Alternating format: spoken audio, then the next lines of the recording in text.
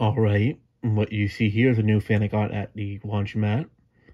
This is a Dayton Agricultural Harsh Environment Industrial Ceiling Fan. These are also known as the Agtex. Basically, it's as the name says, it's a harsh environment fan or agricultural one. You can use it in damp locations or outdoors on a covered porch, obviously, and such, but like they won't look super rusted up over time. Which I'm not too sure how much truth there is to that, but to like the motor rusting up and such. Because the blades and the motor are basically the same thing as a regular one, except they just have extra methods, so it doesn't get like worn out. I mean, it does have the drain plug on the bottom, a screw right there. This one I got from them, and I swapped out this fan with a silver line, one of the 7 that I had gotten over a year ago, because this fan has some issues. The bearings are basically done. They need to be replaced. They do have some freeway to it, but it's just not worth trying to repair the bearings on it. Like, it will spin halfway and stop. I mean, right now it doesn't want to behave, but basically when it would turn on with the control, it would just turn and stop completely and just will not spin. So it's definitely in need of new bearings. But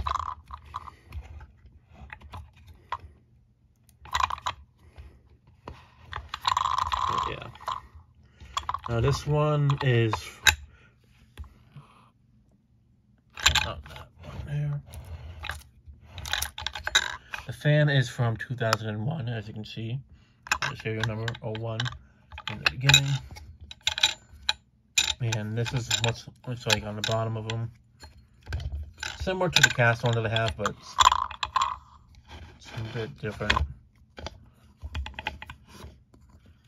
But, yeah, I remember seeing these back in 2001, actually. But the canopies weren't yellowed like they are now. Like, they literally looked brand new. At the time coming, they were brand new. That laundromat's been there since like 2000 to 2001, so it makes sense that the fan's from that era.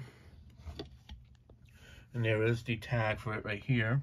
Fortunately, some of it's worn off since I had taken it down, but I do have a picture of it from like when it was still intact pretty well, so I can always just print out a picture of it and just put it back on there. But funny thing is that only like 2 or 3 of them had the stickers like this on the side, and almost all the other ones, including the 60-inch ones, had these Dayton Agricultural stickers on the top side of the motor. I don't know why that's the case, but I kind of do think it's cool seeing it on the side, but yeah, I just figured I'd mention that. And the blades are basically the same as the other Dayton that I have, the 6-inch one. I don't know if these are really water-resistant type blades or not. I don't think so, but I think it's just more so that these ones would just survive out in harsher environments better. But it's not really like an exact wet rated type or like a damp rated fan. I could be wrong, but the blades seem to be the same, but they might have done something to make them more waterproof.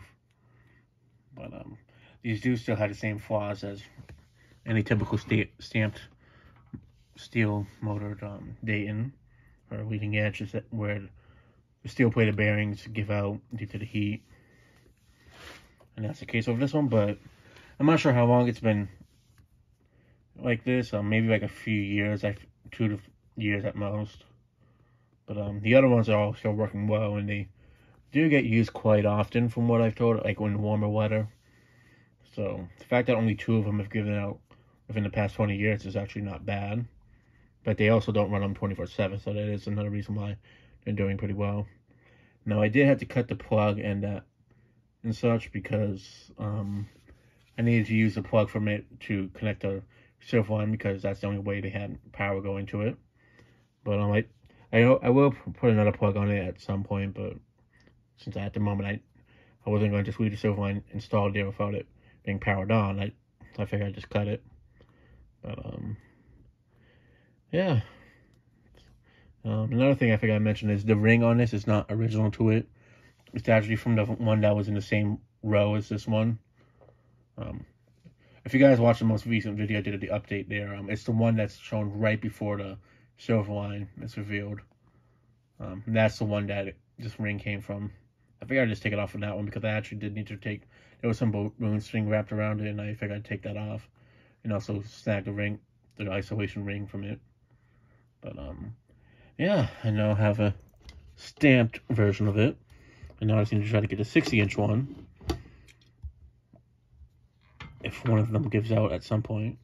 But they have my info, so if they ever do need to swap out the other ones, they'll hit me up because I told them I'd do it for free. Especially because these just need to literally just be plugged in and such. But yeah, that'll be it for this video. Thanks for watching. Hope you enjoyed, and stay tuned for more videos to come.